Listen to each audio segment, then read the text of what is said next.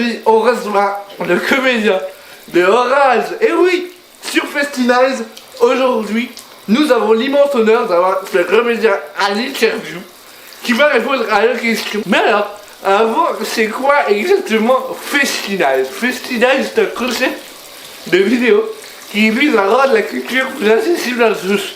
Et alors, on vous montre notre regard et donner des chants sur la culture. N'hésitez pas à vous y abonner. Et pourquoi je suis aussi mouillé? Et ben ça, il faut avoir vu le spectacle pour comprendre. Mais en tout cas, je vous laisse avec le suite de la vidéo. Merci de m'avoir écouté. Ah, c'est bon.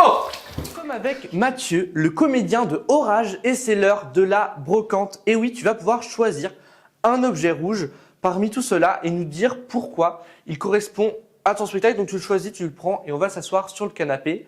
Voilà, donc je te laisse le choisir. Et nous, on en a choisi un aussi.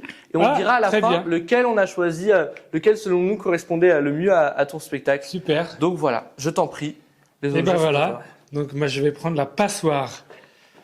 Hop. Voilà, donc tu vas pouvoir nous expliquer pourquoi tu as choisi cet objet et après nous présenter ton spectacle rapidement ou pas, Ok. bon, comme tu le préfères. Et ben pourquoi j'ai choisi cet objet? Parce que la passoire c'est une casserole trouée avec plein de fuites d'eau et moi je fais un spectacle avec plein de fuites d'eau. Et du coup, est-ce que tu peux nous présenter et nous expliquer un peu comment tu as eu l'idée de faire ce spectacle? Alors comment j'ai eu l'idée de faire ce spectacle? Ça fait longtemps que je fais des spectacles avec de l'eau. Ah ouais? Donc j'ai fait des spectacles les pieds dans l'eau. Je suis venu jouer en 2012 d'ailleurs ici à Falsbourg. Après j'ai fait un spectacle dans des rivières et là j'ai décidé de faire un spectacle sous la pluie avec des fuites et des gouttes d'eau. Donc voilà d'où vient l'idée. J'aime bien travailler avec l'eau et l'idée c'était de continuer à explorer cet élément. Là c'est un solo. Je fais du cirque et je suis porteur. Donc là c'était l'occasion de découvrir d'autres façons de faire des spectacles en solo, sans faire de portée. Et du coup, je me suis rapproché du clown. D'accord. Et du coup, comment tu fais pour gérer justement l'eau dans ton spectacle? Alors là, c'était un gros travail. Ça nous a pris plus d'1 an à trouver les systèmes pour avoir les gouttes qu'on veut, à l'endroit qu'on veut. Et puis comme les gouttes servent aussi à faire de la musique, il fallait que les gouttes puissent tomber en rythme. Ouais. Donc on a plein de systèmes avec des électrovannes, des mini-pompe tout est géré par ordinateur. Et en quelque sorte, on a un clavier en régie et quand on appuie sur des touches du clavier, les gouttes d'eau tombent au même rythme que le clavier ou les jets d'eau démarrent tout à partir d'un clavier. Ce qui nous permet d'écrire des partitions de gouttes d'eau ou des jets d'eau comme de la musique et qu'on envoie des morceaux au lieu d'envoyer des morceaux de musique, on envoie des morceaux de jets d'eau. Et voilà, c'est ça qui fait toute la technique du spectacle, mais c'est un long travail pour que ça marche. Et du coup, comment tu fais aussi pour gérer le fait de jouer en 360? Il y a du public presque partout autour de toi pour qu'on te voit tout le temps. Ouais, bah ça c'est le travail du cirque. Quand le cirque justement, ça s'appelle cirque parce que c'est en cercle. Et c'est ça que j'aime bien, c'est d'avoir le public tout autour, c'est vraiment autre chose. Du coup, bah, ça implique quand on réfléchit aux scènes, de les faire en tournant. Pour que ça soit toujours visible d'un côté, de tourner vers tout le monde. Et puis le metteur en scène, à chaque fois, il changeait de place. Donc comme ça permet de voir que partout, c'est pareil. Et le gros avantage du circulaire, surtout que là, c'est petit, c'est que moi, je fais le spectacle, mais les spectateurs, ils voient des spectateurs en face. Et les réactions des spectateurs font partie aussi du spectacle. Quand il y a des enfants, plein de choses qui se passent. Du coup, ça rend l'émotion est beaucoup plus partagée et communicative. Quand on voit des gens pleurer en face, ça augmente la sensation. Quand on voit des gens rire, ça fait plus rire. Enfin voilà, donc le spectacle, il n'est pas que sur moi, il est aussi sur le public. Et comment tu gères justement les réactions du public? Parce qu'il y en a beaucoup. Bah, je les gère pas, je les laisse vivre et puis des fois j'en profite parce que c'est drôle.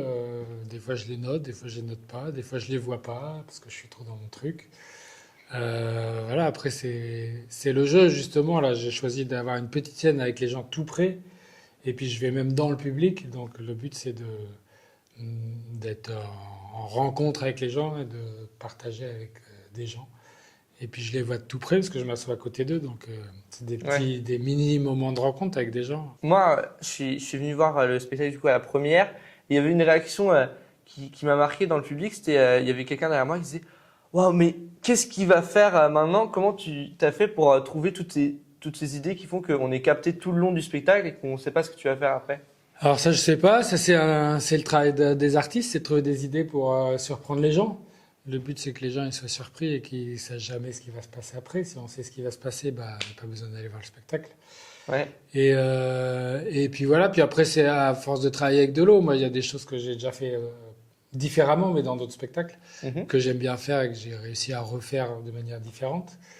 Et puis après, on voit des choses qu'on voit. Et puis, quand on crée un spectacle, en fait, c'est comme quand on fait des chansons, des choses comme ça, c'est la création du spectacle a duré 2 ans.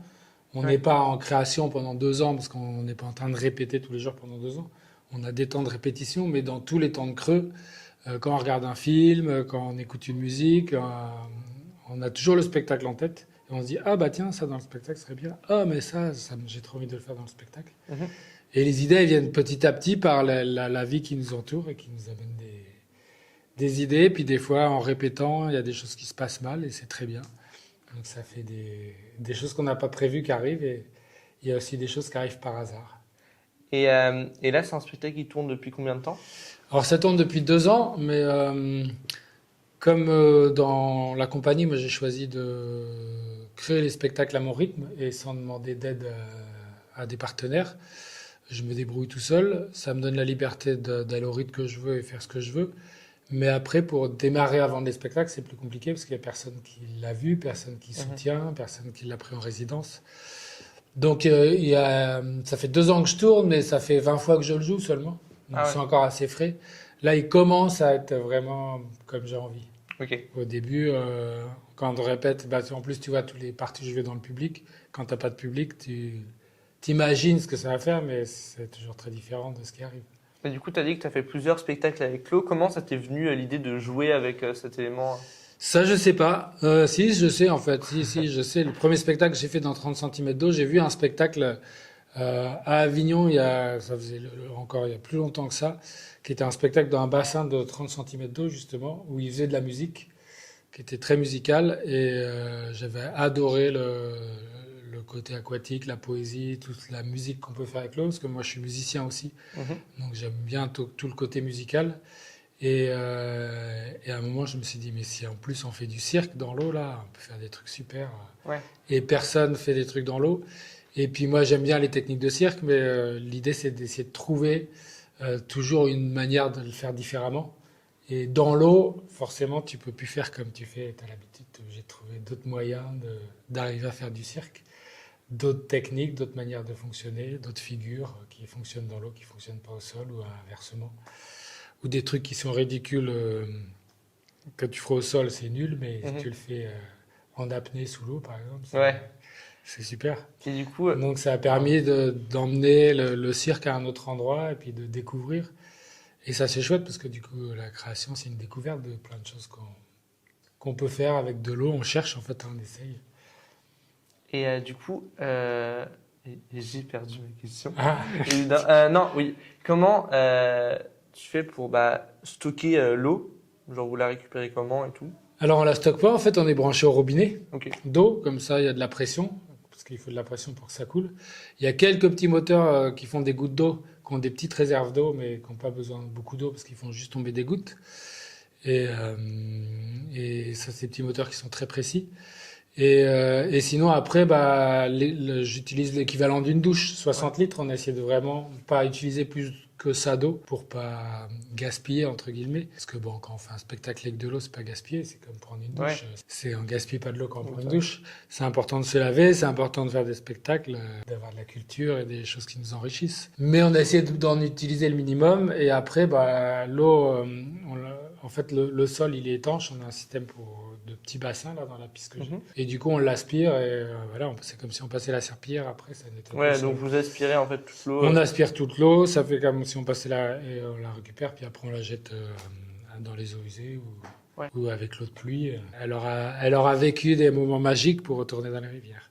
Ouais, c'est ça. Génial. Avant de finir, on a du coup des petites questions, 2 questions du public du coup qu'on va te montrer et on va te laisser y répondre. On se demandait si votre nez est une vraie pomme et si oui, combien de représentations cette pomme fait avec vous?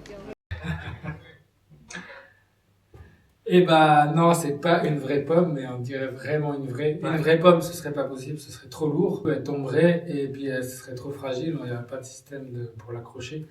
Donc là, c'est une pomme que j'ai trouvée de décoration, fait en polystyrène. Mais l'idée, c'est qu'on croit que c'est une vraie pomme. Donc ça, c'est rigolo. Ouais, bah en même temps, elle est très réaliste, quoi. Oui. Et après, cette pomme, elle vient parce que quand j'ai créé le spectacle, j'ai commencé par créer une chanson où j'explique la naissance de mon clown et du clown et de ce que c'est le clown pour moi. Que je voulais mettre dans le spectacle, mais que j'ai pas réussi à mettre dans le spectacle parce que ça racontait autre chose que le spectacle. Et dans ce clown, ce clown, il a une pomme sur le nez. Oui. Voilà, il explique qu'il a pris une pomme pour pouvoir cultiver, faire de la culture de verre. Et du coup, toi, ce clown-là, tu l'emmènes sur d'autres spectacles ou c'est vraiment juste pour ce spectacle?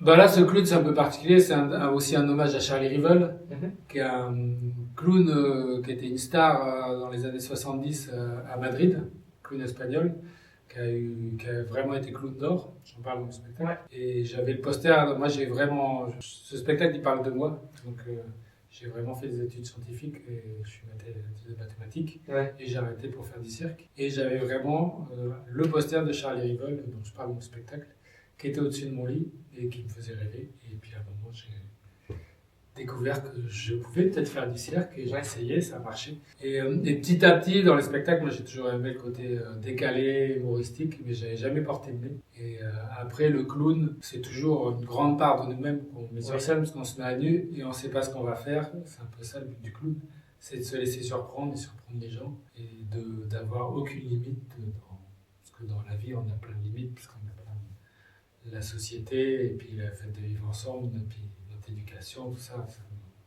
pose énormément de limites. Ouais. C'est pour ça qu'on va avoir des clowns, pour voir des gens qui ont la liberté de faire autre chose. Et du coup, je te montre la dernière question du public. Je me suis demandé si vous aviez le droit de jouer dans l'eau quand vous étiez petit. Ah je me souviens pas, mais oui, mes parents n'étaient pas très stricts, donc j'avais le droit de faire plein de choses. Je me rappelle pas vraiment avoir joué dans l'eau. Je sais quand j'étais petit, j'étais à la piscine et j'ai très peur de l'eau et de nager, donc ça a rien à voir. Ouais. Mais après, non, jouer dans l'eau, j'ai toujours bien aimé, faire des batailles d'eau. Et puis moi, ce qui me plaît dans le spectacle, c'est le côté enfantin. Ouais. Pour moi, quand je fais un spectacle, c'est comme quand je joue, quand j'étais petit, quand je jouais au Playmobil ou je sais pas quoi. Ouais. C'est vraiment retrouver ce côté enfantin qu'on peut avoir, où on joue, on se pose pas de questions. Et puis là, les enfants, ils disent ça, c'est un avion, ils partent, ils sont partis. Là, si on peut emmener le public et faire pareil, c'est génial. Ouais. Et ben, merci beaucoup. Pour finir, du coup, je vais juste ramener pour cette conclusion l'objet que nous on avait choisi du coup. Ça m'intéresse. Voilà. Ah oui, bah voilà, il y a encore de l'eau. Évidemment. Du coup, c'était cet objet.